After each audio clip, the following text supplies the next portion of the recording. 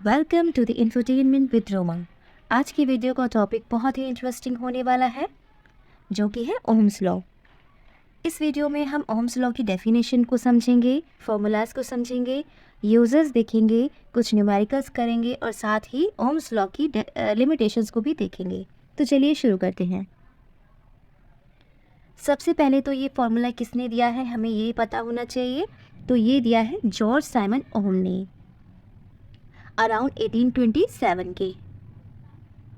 अब इसकी डेफिनेशन को समझेंगे। सो ओम्स लॉ की डेफिनेशन कहती है कि the current in an electrical circuit is directly proportional to the applied voltage and inversely proportional to the resistance. जिसका सीधा सा मतलब है कि करंट हमारा डायरेक्टली प्रोपोर्शनल होता है वोल्टेज के।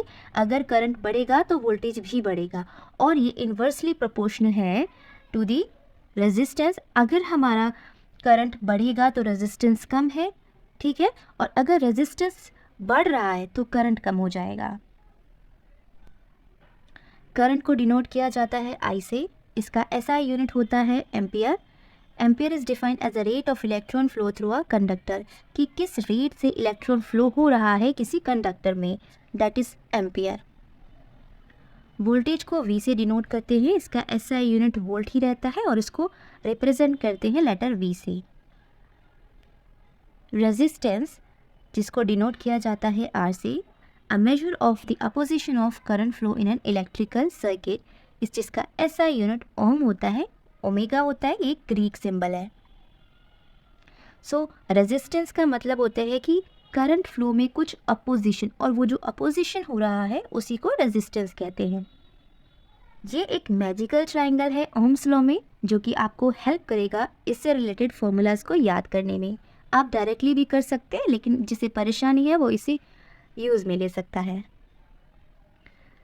सो V वोल्टेज अपॉन में करंट, V अपॉन में I इज इक्वल R।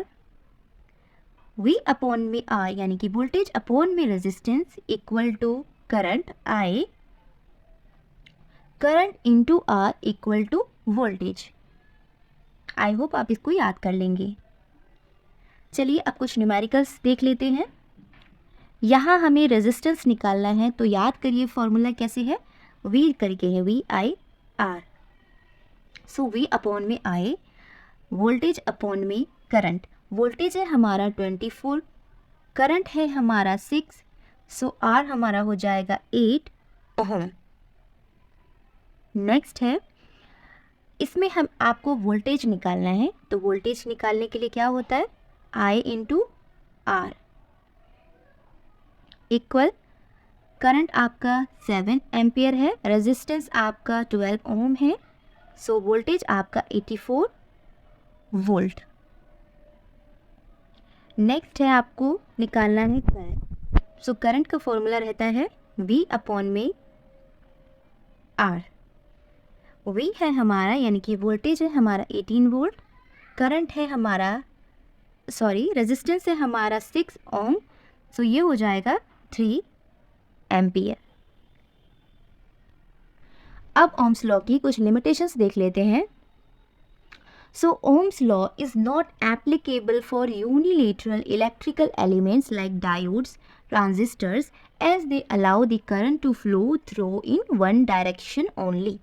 तो सबसे पहली लिमिटेशन ये कह रही है कि ओम्स लॉ जो है ना एप्लीकेबल नहीं होता यूनिलैटरल इलेक्ट्रिकल एलिमेंट्स पे, जैसे कि डायोड और ट्रांजिस्टर। क्यों?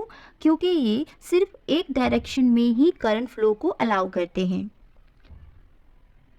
सेकेंड पॉइंट है हमारा, for non linear electrical elements with parameters like capacitance, resistance etcetera, the ratio of voltage and current won't be constant with respect to the time, making it difficult to use Ohm's law. Second point कहता है कि non linear जो electrical elements हैं, non linear electrical elements वो होते हैं जिसमें voltage और करंट का रेशियो कांस्टेंट नहीं रहता over the time, with respect to time. तो इस तरह के एलिमेंट्स को, इलेक्ट्रिकल एलिमेंट्स को नॉन लीनियर इलेक्ट्रिकल एलिमेंट्स कहा जाता है, और इनमें भी ओम्स लॉ फॉलो नहीं होता है। सो दो लिमिटेशंस है, एक जो कि हमारे यूनिलैटरल इलेक्ट्रिकल एलिमेंट्स हैं और दूसरा नॉन लीनियर इलेक्ट्रिकल एलिमेंट्स है, इनमें ओम्स लॉ फॉलो नहीं होता है। Thank you for watching. Please like and subscribe my channel.